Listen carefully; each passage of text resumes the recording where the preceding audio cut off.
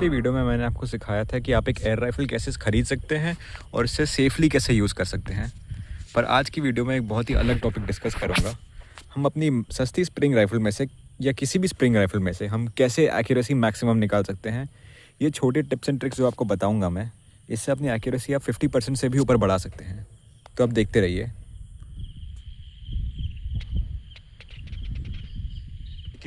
Rifle box से निकाल के आपको परफेक्ट एक्यूरेसी देगी। जैसे न्यू सामान के साथ होता है, हमेशा अपनी बेस्ट परफॉर्मेंस सामान अपने ख़रीदने के जस्ट बाद ही देता है, पर ऐसा राइफ़ल्स के ये एयर राइफ़ल्स के केस में नहीं होता। आपको एक प्रोसेस करना होता है ब्रेकिंग इन करके। अपनी एयर राइफ़ल को कम से कम 500 से 1000 शॉट चलाने होते हैं, तभी जाके आपको एक्यूरेसी मिलती है। क्योंकि क्या होता है प्रोसेस में, जैसे आप 1000 शॉट चलाओगे तो एक जो अंदर कंप्रेशन चेंबर और पिस्टन होता है, ये इसके मूवमेंट्स रेसिप्रोकेट होता रहेगा। जो पिस्टन सील का साइज़ हो जाता है वो थोड़ा सा नेचुरली फ्रिक्शन से घिस के एक यूनिफॉर्म साइज़ में पहुंच जाएगा वो, और फिर जो शॉर्ट साइकिल होगी आपकी कंसिस्टेंट होगी, सेम अमाउंट ऑफ एयर हमेशा आपके बैरल में ट्रांसफ़र होगी पोर्ट के थ्रू। और दूसरा जो होता है, आपको ट्रिगर की आदत पड़ जाती है। आपके ट्रिगर मूवमेंट्स हमेशा अच्छे और कैलकुलेटेड होंगे। आप इराटिक ट्रिगर मूवमेंट्स नहीं करोगे, और आपको अगर हैवी ट्रिगर होगा तो आपकी मसल्स अडैप्ट हो जाती है। आपको हैवी ट्रिगर भी लाइट लगने लग जाता है। उसका सियर का वेट एक्चुअली कम नहीं होता मोस्ट केसेस में, आपकी मसल्स अडैप्ट हो जाती है। और अगर बैरल की राइफलिंग की बात करें, एक ज़रा व्यू दिखा देता हूँ ज़रा। और अगर बैरल की राइफलिंग की बात करें तो फिर 1500 शॉट के बाद उसमें एक लेड की पतली सी लेयर डिपॉजिट हो जाती है। तो हर बार पैलेट उससे यूनिफॉर्मली इंटरेक्ट करेगी, सेम तरीके से मतलब इंटरेक्ट करेगी पैलेट हर बार शूट करते समय, और उससे आपकी एक्यूरेसी अच्छी हो जाती है। मतलब अच्छी नहीं होगी नेसेसरली, कंसिस्टेंट हो जाएगी आपकी एक्यूरेसी, और कंसिस्टेंसी ट्रांसलेट करता है अच्छी एक्यूरेसी में इवेंचुअली। इन पीरियड में एक और एक चीज़ होती है इंपॉर्टेंट, जो होती है कि आपके जो कंप्रेशन चेंबर में होता है, फैक्ट्री उसे काफ़ी अच्छे से ऑयल्ड रखती है उसे। आपको वैसे खुद ऑयल करने की ज़रूरत नहीं होती है, वही ऑयल मोस्टली लाइफ टाइम तक रहता है गन की। तो फिर जो ऑयल होता है हर साइकिल में कंप्रेशन के बाद इग्नाइट हो जाता है, क्योंकि इतना हाई प्रेशर बन जाता है इसके चेंबर के अंदर एयर का। तो फिर उस इग्निशन के कारण आपकी वेलोसिटी बढ़ जाती है पेलेट की, वो ज़्यादा फास्ट जाती है। अगर आप इसे इंटेंशनली करते हो तो उसे डेटोनेशन या डीजलिंग बोलते हैं, वो डैमेजिंग होता है गन के लिए। इंटेंशनली कभी नहीं करना चाहिए अंदर तेल डाल के। तो फिर जो कंपनी की ग्रीसिंग होती है उससे डेटोनेशन से डीजलिंग जो होती है, उससे आपकी वेलोसिटी कभी ऊपर होती है कभी नीचे होती है। तो फिर उस इनकन्सिस्टेंट वेलोसिटी के कारण आपकी एक्यूरेसी ख़राब हो सकती है। इसलिए ब्रेकिंग इन पीरियड में आपको बोलते हैं 500 से 600 शॉट चलाओ या 1000 शॉट चलाओ, ताकि सारा जो ऑयल होता है वो कम्बस हो जाएगा, वो नेचुरली जल जाएगा, पूरा ऑयल धुएँ की तरह निकल जाएगा। आपको अगर पेपर पे चेक करना है कि धुआं निकलना बंद हो गया गन से, तो उसे एक वाइट शीट ऑफ पेपर पे एम कीजिए, पॉइंट ब्लैंक डिस्टेंस से मारिए।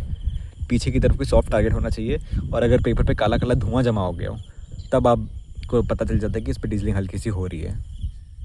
एक चीज़ आप नोट रखिए कि अपनी राइफ़ल को बॉक्स से आउट ऑफ द बॉक्स निकालते ही उसे जज मत करिए। 3-4 शॉट चलाने के बाद आपको लगता है रेसी ग्रुपिंग तो 4-5 इंच वाइड है, अच्छे से अच्छी राइफ़ल जैसे मेरे HDB पैंथर रखी है घर पे, वो उसको भी मतलब पहले कुछ जो शॉट लगाए थे मैंने उसके, बिल्कुल वो 4 इंच की एक्यूरेसी दे रही थी 25 मीटर पे। मुझे लगा ये कैसी राइफ़ल ख़रीद ली मैंने, पर उसके बाद मुझे पता चला ब्रेकिंग इन भी कुछ होता है। तो फिर जैसे जैसे मैंने शॉट चलाते रहा, 500-600 शॉट चलाते रहा, वो उसकी एक्यूरेसी सब इंच पहुंच गई। और कुछ तो मतलब कभी कभी तो मुझे 4 पैलेट्स एक ही होल में मिल जाते 25 मीटर पे। उसकी भी जल्दी मैं वीडियो निकालूंगा जब मुझे मौका मिलेगा। तो इस राइफल में भी ऐसा ही हुआ था मेरे साथ।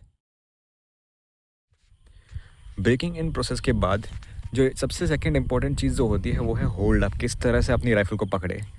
क्या होता है, जो पिस्टन ड्रिवन एयरगन्स होती है, जैसे स्प्रिंग और नाइट्रो पिस्टन में जो आती है, उनका वाइब्रेशंस और अलग से झटका होता है। उनका फायर आर्म्स की तरह नहीं होता, उनका इंस्टेंटेनियस झटका होता है और वाइब्रेशंस बहुत होते हैं। तो जैसे आप अपनी गन को पकड़ेंगे उस तरह से आपके वाइब्रेशंस इन्फ्लुएंस होंगे, और उस तरह से पैलेट वाइब्रेशंस बैरल तक भी पहुंच जाता है एक्चुअली। जैसे पहले आपकी पैलेट लीव कर पाए बैरल को, पिस्टन पहुंच जाता है इस एंड तक कंप्रेशन चेंबर के, जब ऐसे प्रोपेगेट करता है, और वाइब्रेशंस अपने बैरल में भी पहुंच जाती है, और पैलेट तब तक उस आधे रास्ते तक ही पार कर चुकी होती है उसे। तो फिर वो वाइब्रेशंस प्रोपेगेट करके पैलेट के ट्रैजेक्टरी को अफेक्ट कर देते हैं, पैलेट के पाथ को अफेक्ट कर देते हैं वो। तो उस कारण से आपकी एक्यूरेसी चेंज हो जाती है थोड़ी सी। तो आपको क्या करना होता है, इन थ्योरी इसको बोलते हैं artillery hold. In theory artillery hold बोलते हैं इसको। आप अपनी गन को किसी सॉफ्ट सरफेस पे रेस्ट कीजिए, और सबसे लाइटेस्ट पॉसिबल होल्ड दीजिए इसको, हल्का सा पकड़े, बिल्कुल दबोच के ना रखिए, ऐसे अपने कंधे में घुसा के ना रखिए, इसे बहुत हल्का सा पकड़ना है। उससे इन थ्योरी क्या होगा, आप गन को नेचुरली हिलने देंगे, हर बार सेम हिलने देंगे उससे, क्योंकि आप कभी कभी टाइट पकड़ते हो, कभी कभी ज़्यादा टाइट पकड़ते हो, कभी कभी लूज़ पकड़ते हो। उससे क्या होता है, हर शॉर्ट साइकिल में वाइब्रेशंस डिफरेंट होती है और इससे आपका इम्पैक्ट इन्फ्लुएंस हो जाता है।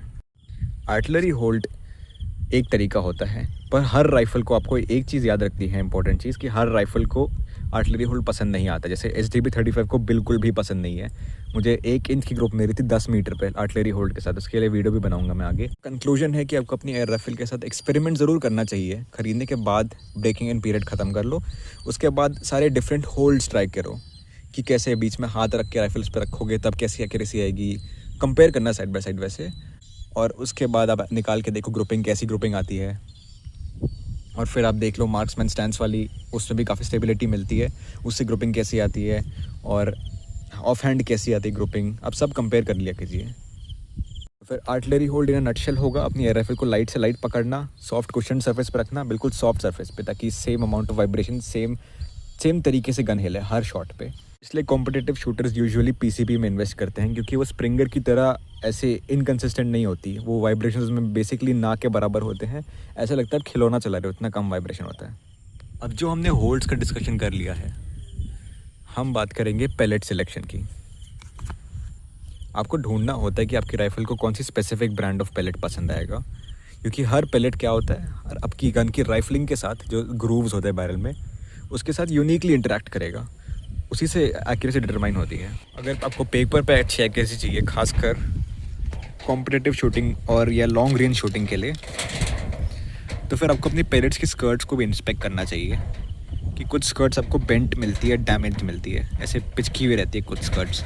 उन पैलेट्स को यूजुअली आप डिस्कार्ड कर दिया कीजिए, कि वो इनकम्प्लीट सील बनाते हैं आपके कंप्रेशन के आसपास, और इससे आपकी गन का सील थोड़ा सा डैमेज होता है हर शॉट पे। आपको यूजुअली नोटिस करोगे कुछ पैलेट्स ज़्यादा लाउड होती है, ज़्यादा लूज़ होती है, क्योंकि कंप्रेशन इनकम्प्लीट होता है तो गैसेस लीक हो जाती है, इसलिए बिल्कुल कभी कभी ड्राई फायर जैसी आवाज़ भी आ जाती है। एक्यूरेसी के लिए आपको वेट के हिसाब से भी छांटना चाहिए। वैसे एक अच्छा खासा छोटा मिनी वेइंग स्केल लेके ग्रेन्स में उसके वेट को आप डिस्ट्रीब्यूट कीजिए।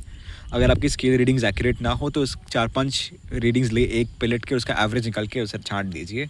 सेम पैलेट्स वेट की आप उसके छांट के एक डब्बे में डाल दीजिए। और अगर खासकर लॉन्ग रेंज के लिए करना हो तो अपनी HDB पैंथर वाली वीडियो में मैंने वही किया था। एरोपिल सबसे बेस्ट पैलेट लगी मुझे लॉन्ग रेंज के लिए, एरोपिल 10.34 ग्रेन्स वाली, वो मैंने छांट के स्कर्ट सिलेक्शन किया, उसी के बाद मैंने 80 मीटर पे इतनी अच्छी ग्रुप निकाल पाया। अब एक बहुत ही ज़्यादा इंपॉर्टेंट एस्पेक्ट हम डिस्कस करेंगे, जो है स्टॉक स्क्रूज़। ये सबसे ज़्यादा मैटर करते हैं। जो आपको स्टॉक स्क्रूज दिख रहे होंगे, आपको हमेशा इन्हें टाइटन रखना होता है। 2 सामने की तरफ होते हैं और एक नीचे ट्रिगर ब्लॉक के साइड में आपको 2 स्टॉक स्क्रूज मिलेंगे, इनको भी आपको टाइटन रखना होता है हमेशा। ये सिर्फ ट्रिगर गार्ड को कनेक्ट नहीं करता है, ट्रिगर ब्लॉक से गन को ही कनेक्ट करता है, इसके स्टॉक को। देखिए फिजिक्स में आपको समझा देता हूँ एक सिंपल मैनर में। ऐसा आप देख सकते हैं, स्प्रिंग एयर राइफल्स का वाइब्रेशन काफ़ी तगड़ा होता है, और अगर आपके स्टॉक स्क्रूज का प्लेसमेंट थोड़ा सा भी ऑफ होगा तो ये मेटल पार्ट जो होता है ये स्टॉक के अंदर लूज़ रहेगा, थोड़ा सा वॉबल करेगा ये, और जितना ये वॉबल कर सकता है उतनी आपकी एक्यूरेसी ज़्यादा ख़राब होती रहेगी। अब क्यों, मैं आपको समझाऊंगा अभी। तो इसकी रिकॉइल डायनामिक्स ऐसी होती है कि अगर ये लूज़ होगा तो हर बार ये अलग वाइब्रेट करेगी, और हर बार मतलब ये कॉन्टैक्ट सॉ के साथ अलग होगा, तो हर बार वाइब्रेशन में डिफरेंस आएंगे, वेरिएशन आएगा। और अगर वेरिएशन आएगा तो पैलेट जितनी बैरल में होगी वो वाइब्रेशन वहाँ तक पहुँच जाती है। जब तक पैलेट से पहले निकल पाए वाइब्रेशन पैलेट तक पहुँच जाती है यूजुअली। तो अगर वाइब्रेशन पैलेट तक पहुँच जाती है तो हर डिफरेंट वाइब्रेशन आपकी पैलेट को डिफरेंटली इन्फ्लुएंस करेगा, और हर बार आपका पेपर पर शॉट जाके डिफरेंट जगह पर लगेगा। बेसिकली यही चल रहा होता है फिजिक्स इस एयर राइफल की।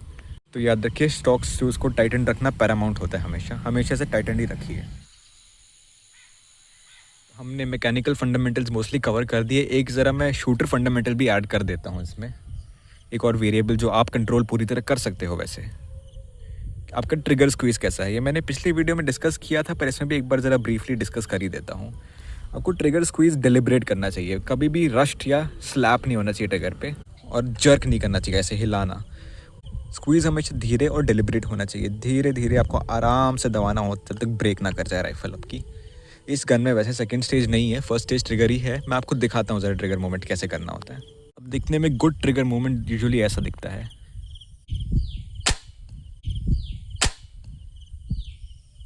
अब नोटिस कर सकते हो। और बैड ट्रिगर मूवमेंट जो होता है, जर्क या स्लैप, कुछ इस प्रकार दिखता है। लास्ट मोमेंट पे क्या होता है, गन हिला देते हो क्योंकि आप ट्रिगर को अचानक से स्लैप करते हो, आपका लास्ट मोमेंट पे एम हिल जाता है। चिंता मत कीजिए, हर कोई ये प्रॉब्लम फेस करता है एक स्टेज पे। ट्रिगर मूवमेंट को परफेक्ट करने में थोड़ा टाइम लग जाता है, खासकर एक हार्ड ट्रिगर वाली गन के साथ। यूजुअली सस्ती गन जो होती है उनमें आपको एक हार्ड ट्रिगर ही मिलेगा। आपको अपर हाई एंड वाली गन्स में ही आपको एक 2 स्टेज क्रिस्प ट्रिगर मिलता है, तो इसमें आपको सिंपल ट्रिगर से काम चलाना पड़ता है। पर उसमें कोई प्रॉब्लम नहीं है, आप उससे भी अडेप्ट हो जाते हैं। आपकी बॉडी एक अमेजिंग मशीन है, हर चीज़ से अडेप्ट हो जाती है। आपकी मसल स्ट्रांग हो जाएगी आपकी फिंगर की, और आपके लिए ये ट्रिगर भी आपको लाइट लगने लग जाएगा बिल्कुल। एक और बात बोलनी पड़ेगी, मानसून के टाइम पे आसमान तो बहुत सुंदर है यहाँ पे, मन करता है पूरा दिन यहाँ बैठा रहूँ। चलिए टॉपिक पे वापस आ जाते हैं। बैरल क्लीनिंग मेथड बताऊँगा आपको मैं। आपको रेगुलरली अपने बैरल को, खासकर एयर राइफल के बैरल को कभी क्लीन नहीं करना चाहिए। रेगुलरली क्लीन तभी करना होता है जब आपकी राइफलिंग विजिबली दिख ना रही हो, या उसमें severe case of lead fouling हो गई हो। जैसे आपकी राइफलिंग आपको ठीक से ना दिख रही हो और आपकी बैरल में से जो नेचुरल शाइन होती है, रिफ्लेक्टिव सरफेस जो होती है बैरल के अंदर, वो बिल्कुल डल सी हो गई हो, बिल्कुल ऐसा लग रहा है लेड को देख रहे हो आप। जो पेलेट्स का टाइप का नहीं होता, ऐसे टाइप का टेक्सचर हो जाता है पेलेट्स जैसा। उसी केस में आपको एक पुल थ्रू लेके अच्छे से साफ़ करना होता है। किसी और फॉरेन ऑब्जेक्ट से कभी भी साफ़ ना कीजिए। अगर राइफलिंग में स्क्रैच पड़ेगा तो गन हमेशा के लिए आपको अच्छी एक्यूरेसी नहीं देगी। अब हम लोग लास्ट टॉपिक डिस्कस करेंगे, जो है डायग्नोस करना प्रॉब्लम्स को। हम प्रॉब्लम्स को डायग्नोस कैसे करें और अपनी टेक्निक में गलतियाँ कैसे निकालें, वो मैं सब आपको बता दूंगा इसमें। तो पहली प्रॉब्लम हमारी होगी डबल ग्रुपिंग। जैसे मान लीजिए आप 25 मीटर पे 10 शॉट का ग्रुप निकालते हो। 5 पैलेट्स बुलजाई की लेफ्ट में लगती है, अच्छी खासी टाइट ग्रुप बनाती है। 5 पैलेट्स राइट में लगती है, वो भी अच्छी खासी टाइट ग्रुप बनाती है। पर ये एक साथ एक जगह पे क्यों नहीं लग रही, अलग अलग ग्रुपिंग्स क्यों मिल रही है आपको? इसका कॉज हो सकता है कि आपके स्टॉक स्क्रूज है तो लूज़ हो, एज डिस्कस्ड अर्लियर, या तो आपकी टेक्निक में कुछ गड़बड़ है, जैसे आपकी होल्ड में गड़बड़ है कुछ। कभी कभी ऐसा होता है आप 5 शॉट चलाते हो, उठ के देख के आते हो, अरे वाह अच्छी एक्यूरेसी आ रही है, फिर वापस आके बैठते हो, चलाते हो, अलग तरीके से होल्ड करके चलाते हो इस बार, तो फिर इसलिए आपको अलग जगह पे मिल जाती है ग्रुपिंग्स। ऐसा मेरे साथ खुद पर्सनली बहुत बार हुआ है। तो इसका सोल्यूशन यही होता है, एक ही सेटिंग में यूजुअली आपको एक ही होल्ड यूज़ करके, कंसिस्टेंट होल्ड यूज़ करके आपको चलाने होते हैं 10 शॉट, 10 के 10। स्प्रिंग राइफल्स यूजुअली बहुत सेंसिटिव होती है, होल्ड सेंसिटिविटी बोलते हैं इसको स्प्रिंग राइफल के कॉन्टेक्स्ट में। सेकंड जो प्रॉब्लम होगी वो है फ्लायर्स। आप ऑनेस्टली बताऊं तो फ्लायर्स के बारे में ज़्यादा कुछ नहीं कर सकते उसे कंट्रोल करने के लिए, खासकर क्लोज रेंज पे। पर अगर आप लॉन्ग रेंज चला रहे हो, जैसे 30 या 30 to 50 मीटर की रेंज में अगर आप चला रहे हो लॉन्ग रेंज, तो विंड एक बहुत इंपॉर्टेंट एस्पेक्ट होती है। फ्लायर्स में एक और एस्पेक्ट आपको देखने को मिलेगा, जो है पेलेट्स की क्वालिटी। अगर आपकी पेलेट सस्ती क्वालिटी की हो तो उसमें कुछ स्कर्ट्स लूज़ होती है, कुछ स्कर्ट्स टाइट होती है। तो जो लूज़ स्कर्ट्स होती है वो अपनी अलग सी ग्रुपिंग देगी आपको, और टाइट स्कर्ट्स आपको अपनी अलग से ग्रुपिंग देगी। तो हमेशा पिक करते समय अगर आपको कुछ लगेगा कि बैरल में पेलेट की फिटिंग लूज़ हो रही है, तो अपनी ओरिजिनल स्पॉट पे एम करके मत मारिए। आप ऐसे कि मिट्टी में डाल दीजिए, मिट्टी में शूट कर दीजिए, या तो कहीं और मार दीजिए अपने ओरिजिनल टारगेट से, क्योंकि वो आपके जहाँ इंटेंड कर रहे हो वहाँ बिल्कुल नहीं लगेगी जाके।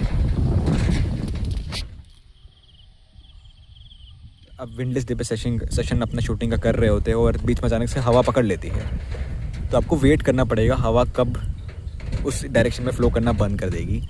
और एक इम्पॉर्टेंट तरीका है, एक ईजी तरीका है पता लगाने का कि हवा वहाँ रुक गई है, तो आप ग्रास को देखिए अपनी फील्ड पे। यहाँ वैसे पानी भरा हुआ है, वहाँ पानी के करंट को देख के वहाँ पता लगा सकते हो वहाँ पे विंड किस डायरेक्शन में आ रही है। पर जिन लोगों के फील्ड में पानी नहीं होता है, तो आप ग्रास को देख के पता लगा सकते हो। उस डायरेक्शन में अगर आप ग्रास हिलते हुए देख रहे होंगे, किस डायरेक्शन में हिल रही है, उसको आप देख के विंड की डायरेक्शन पता लगा सकते हो।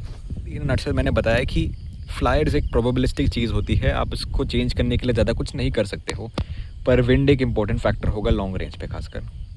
अब मैं स्प्रेड्स के बारे में बताऊंगा। ग्रुपिंग्स में जो स्प्रेड्स होते हैं, कि अगर आपके हॉरिजॉन्टली आपकी ग्रुपिंग स्प्रेड हो रही है, तो वो एक प्रॉब्लम हो सकती है ट्रिगर कंट्रोल की। एक प्रॉब्लम हो सकती है आप कैंट कर रहे हो राइफल को अलग अलग डायरेक्शन में हर शॉट में। कैंटिंग एक बहुत मेजर एस्पेक्ट होता है, आपको हमेशा अपनी राइफल को सेम तरीके से रखना चाहिए, सेम डिग्रीज पे, और कभी भी इसे कैंट नहीं करना चाहिए, ऐसे नहीं शूट करना चाहिए, टेढ़ा नहीं शूट करना चाहिए, उस सबकी ट्रैजेक्टरी पूरी तरह चेंज हो जाती है। और अगर हम वर्टिकल स्प्रेड की बात करें तो फिर यूजुअली वो होता है आपकी वेलोसिटी या तो इनकंसिस्टेंट है या तो आपका ब्रीडिंग कंट्रोल बहुत ख़राब है। वेलोसिटी इनकंसिस्टेंट डीजलिंग के कारण हो सकती है। आपने अगर न्यूली तेल लगाया हो अपनी राइफल में तो कभी कभी वो सीप करके कंप्रेशन चेम्बर के अंदर चला जाता है, और अगर तेल अंदर चला जाता है तो कंबस्ट हो जाता है आपके हाई प्रेशर सिस्टम के कारण, और उससे आपकी वेलोसिटी कभी ऊपर कभी नीचे हो जाती है, तो फिर उससे आपको वर्टिकल स्प्रेड काफ़ी देखने को मिलेगी। तो मेरी वीडियो एंड तक देखने के लिए शुक्रिया। जैसा आप देख सकते हैं यहाँ पे बहुत तेज़ हवा चल रही है। अभी हवा का बहाव अचानक से बढ़ गया है कि आंधी आई थी अभी यहाँ पे।